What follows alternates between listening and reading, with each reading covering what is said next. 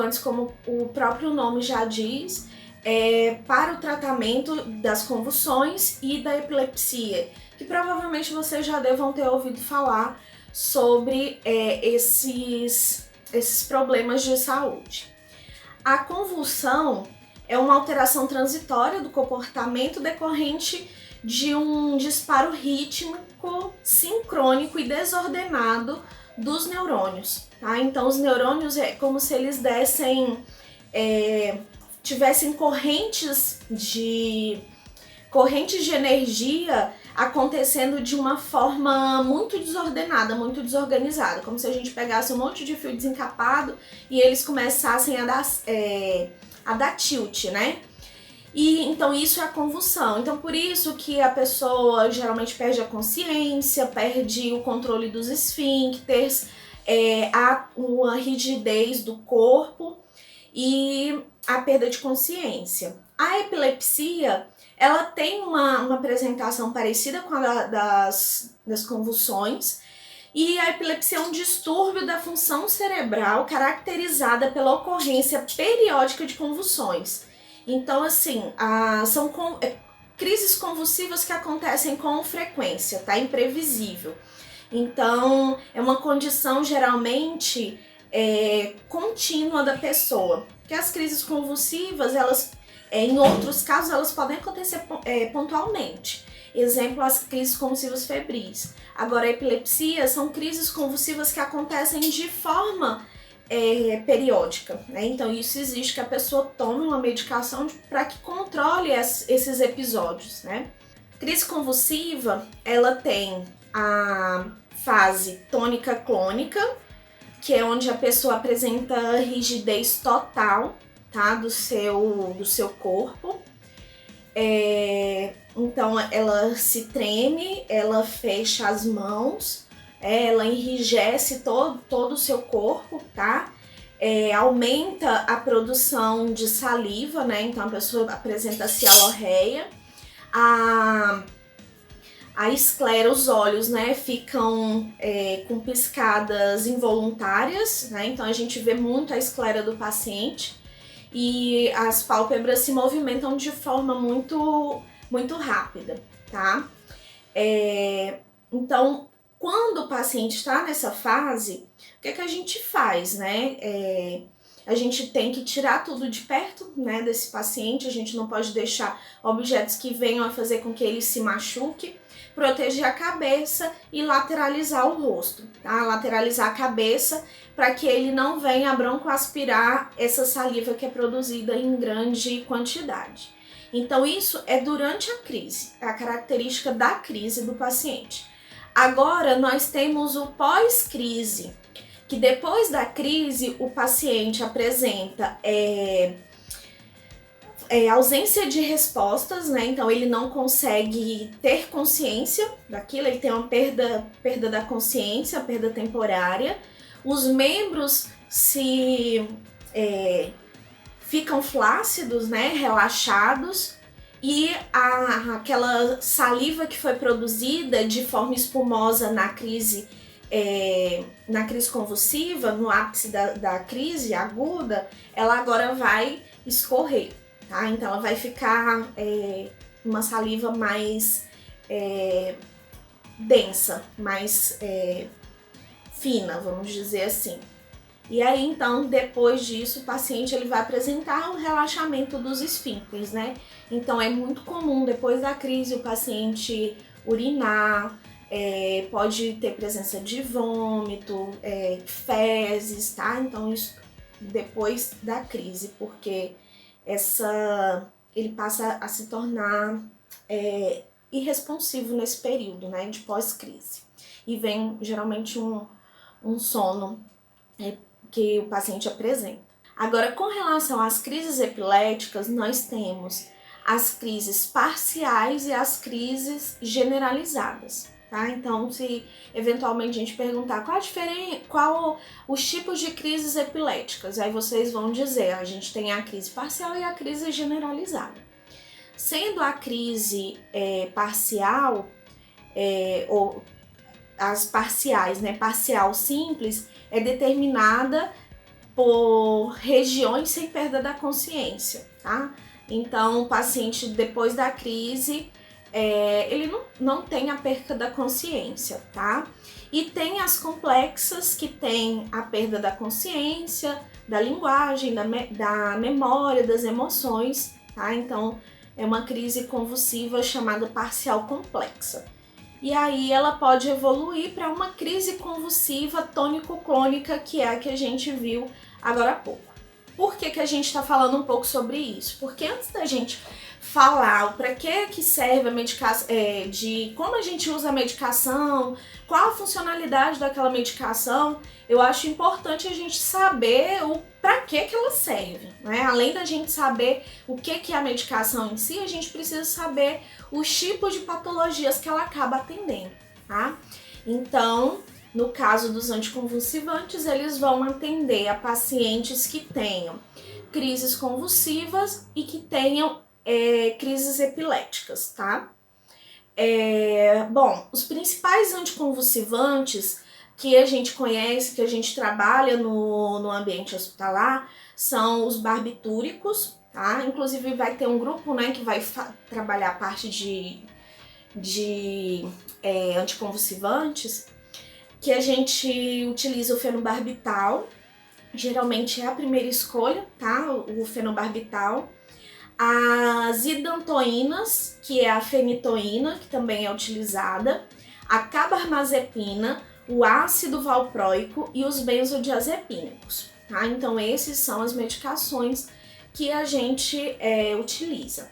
Antes de fazer o uso dessas medicações, o médico ele geralmente solicita o exame eletrocardiograma para ver a função cardíaca desse paciente,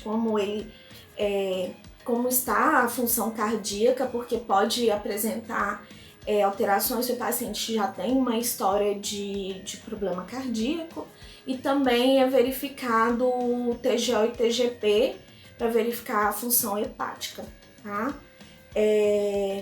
Então, os principais anticonvulsivantes que são utilizados são esses que a gente falou. Nós temos as que são de uso crônico, que é o paciente que vai usar de forma contínua, e nós temos as que são de uso agudo, que é durante a crise vai ser administrado, tá? Então, nós temos o de uso crônico, que é por via oral, então o paciente toma 1, 2, 3 vezes ao dia, conforme a prescrição médica, porque é uma medicação que ela é de controle especial, o paciente ele precisa ser avaliado por um médico periodicamente para estar revendo essas doses.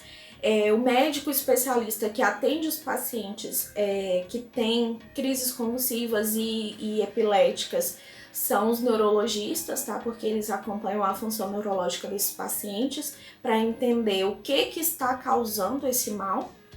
Então, de uso crônico, nós temos em via oral o fenobarbital, nós temos que é o conhecido como Gardenal, nós temos o diazepam, né, e outros que a gente acabou de falar, carbamazepina, o ácido valproico, né, então esses são medicamentos que a gente tem em uso oral, tá, que o paciente ele vai utilizar diariamente para poder conter essas crises.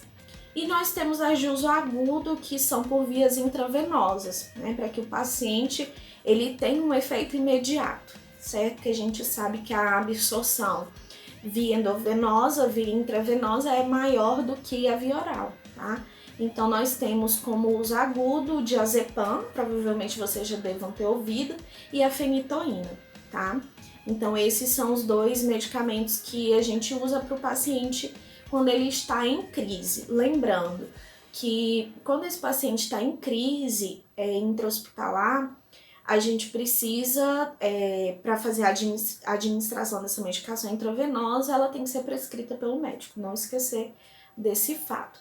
Alguns médicos até deixam prescrito, se necessário, né? Já deixa lá a prescrição, caso o paciente apresente a crise, para que a gente possa administrar, né? Então, é uma possibilidade. E aí nós temos, como tudo, toda medicação, ela tem o seu lado bom, lógico, essas medicações, elas são excelentes no controle das crises convulsivas e epiléticas, no entanto, ela também tem efeitos adversos. Eu sempre digo, se a gente for ler as bulas dos medicamentos, a gente não usa quase nada, né? Então, assim como outros medicamentos têm inúmeros efeitos, os medicamentos de controle especial da linha de anticonvulsivantes, eles têm muitos efeitos adversos no paciente, né? Então, exemplo, fenobarbital, que é conhecido comercialmente como Gardenal, que quantas vezes a gente não ouve, o doidinho do Gardenal, né? Quando pelo menos tinha isso quando a gente era criança para adolescente, né? Então, o Gardenal, que é um fenobarbital, ele provoca sonolência muito frequente, então o paciente parece que fica assim meio aéreo, que dorme muito, causa hiperatividade e irritabilidade na criança, então a criança fica irritada, perde a paciência com muita frequência. Nos idosos, causa agitação e confusão mental e geralmente pode causar, em casos raros, a anemia megaloblástica, tá? Então esses são os efeitos adversos, sendo o mais comum a sonolência, tá? Os outros nem tanto. A fenitoína, que como a gente falou, ela é intravenosa, é conhecida como idantal, tá? Ela provoca, né, como efeito adverso, a vertigens, né, no paciente, disfunção, né, do cerebelo, que é responsável pelo nosso equilíbrio, né? Então o paciente pode ficar ter perda do equilíbrio, apresentar tontura, né, vertigem, hirsutismo, né, que é a produção excessiva de pelos, diminuição da absorção de cálcio e pode provocar também anemia, tá? Então, o mais comum é a vertigem. Nós temos outro medicamento que também tem como efeito adverso a carbamazepina. Carbamazepina, esse é o nome normal dela, o nome genérico, vamos dizer assim, e o nome comercial é o Tegretol. Também, provavelmente, vocês possam já ter conhecido o nome comercial. A carbamazepina, ela provoca sonolência, visão turva, diplopia, né, que você vê as coisas duplicadas, e também anemia. Não sei se vocês prestaram atenção, mas todas essas medicações, elas tendem a ter uma diminuição da hemoglobina do paciente, tá? Então, por isso, da importância desse paciente ser acompanhado periodicamente, não só para prescrição do medicamento, mas também para acompanhar outras questões que envolvem o corpo dele, que não só a parte neurológica, tá? Mas a parte fisiológica desse paciente.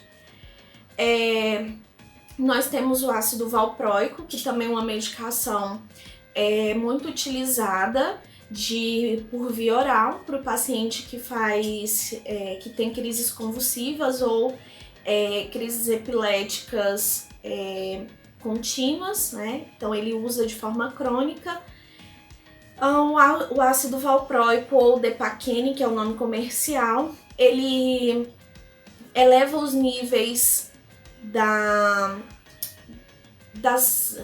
enzimas do fígado, né? Das enzimas hepáticas, e pode provocar uma hepatopatia. Então lembra que eu falei para vocês que quando o médico neurologista ele vai prescrever essas medicações, ele solicita os exames das funções hepáticas, que é o TGO e o TGP, justamente por isso, porque a via de metabolização dessas medicações são hepáticas e automaticamente causa uma elevação dessas enzimas no organismo do paciente, tá? O fenobarbital também é utilizado, né, nas crises generalizadas e parciais, né? Então, geralmente o fenobarbital que ele apresenta é a sonolência, como a gente falou. Bom, os usos terapêuticos, né, dessas medicações. A fenitoína, ela é utilizada na crise tônico-clônica generalizada, tá? E na parcial complexa, certo? Onde o paciente vai apresentar rigidez muscular, vai apresentar aumento da produção de saliva, que é a cialorreia, que vai apresentar perda da consciência. Então, a medicação que ela pode ser utilizada, ela é utilizada intravenosa na crise aguda.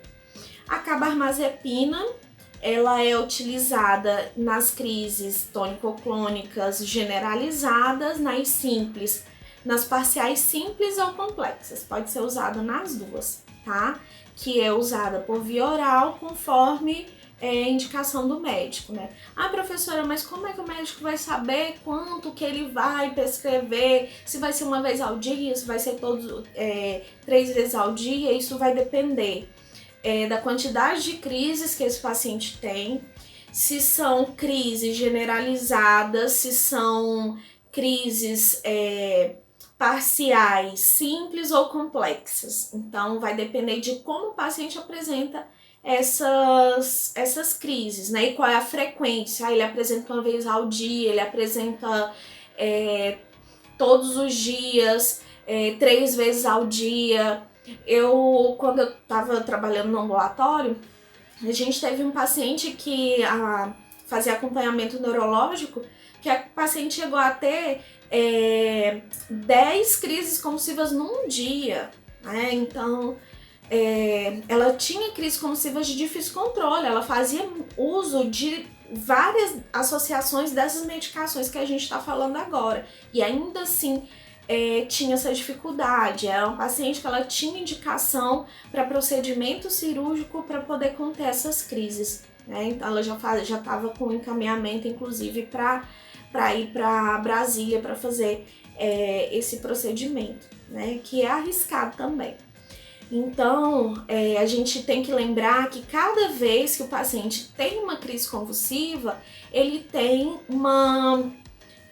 vai causando microlesões cerebrais, porque falta oxigenação no cérebro durante a crise. Então, o paciente, ele apresentou uma crise, ele vai ter uma perda, por mais que pequena, mas ele vai ter uma perda das suas células nervosas em determinado local do seu cérebro, tá? Porque a gente sabe que os nossos neurônios, eles não se reconstituem. Então, como durante a crise convulsiva, como se fosse vários fios desencapados que começam a dar curto-circuito, né? O que a gente faz? O que acontece quando há o curto-circuito? Não queima aqueles fios? E quando há a queima desses fios, o que a gente tem que fazer? A gente tem que retirar, porque ele já não vai ter mais passagem de energia ali. Da mesma forma é o nosso cérebro. Os nossos neurônios, eles têm o quê? As sinapses nada mais é do que a passagem de energia, né? De informações entre um neurônio e outro. E quando o paciente está em crise convulsiva, é como se esses neurônios eles estivessem desencapados e começassem a dar curto-circuito, tá? Então aí, nesse caso, esses fios, esses neurônios, eles morrem. E aí a gente não consegue, como na rede elétrica, trocar por fios novos, né? No caso, esses neurônios, eles foram queimados e eles não vão ter mais função, a gente não vai ter como substituir. Então, por isso da importância da gente medicar o paciente o mais rápido possível, certo? Tem alguns estudos que falam sobre a administração de oxigenoterapia durante a crise convulsiva, quando o paciente está hospitalizado. O profissional de enfermagem não pode fazer a prescrição desse tipo de medicamento, tá? Eles são com receitas azuis ou amarelas, tá? Então precisa obrigatoriamente ser feita pelo médico. E a gente não esquecer de estar sempre fazendo um acompanhamento dos exames laboratoriais desse paciente, né? Para avaliar a função hepática e para avaliar produção de hemoglobina, que pode ter uma queda durante o uso dessas medicações. Não sei se vocês perceberam, mas o paciente que faz uso desse tipo de medicação, um dos efeitos adversos do uso delas é a diminuição das hemoglobinas, tá? Então é isso, espero que tenha ficado claro. Eu vou mandar também o material agora por escrito para vocês. E tchau, até as nossas próximas aulas.